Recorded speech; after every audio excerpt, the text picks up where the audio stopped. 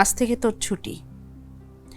এবাড়ির রান্না বান্না, ঘর মোছা, কাপড় ধোয়া কোনো কাজই তোকে করতে হবে না। কি কোন খালাম্মা, আমি কাম না করলে এই সব বাড়ির কাম কে করব একলা? কেন? আমাদের বড় বউ আছে না, সে তো অনেক বড় ঘরের মেয়ে, অনেক গুণের অধিকারী। আজ থেকে সেই সব কাজ করবে। খালাম্মা কি কোন এইসব? এই মুহূর্তে আমি চলে গেলে আমারে তো কোনো বাড়িতে কাম দিব না। তোকে বলেছি তো, প্রয়োজন পড়লে তোকে খবর দিব। আপনি বোধহয় এটা ঠিক করেননি। কি বললে তুমি?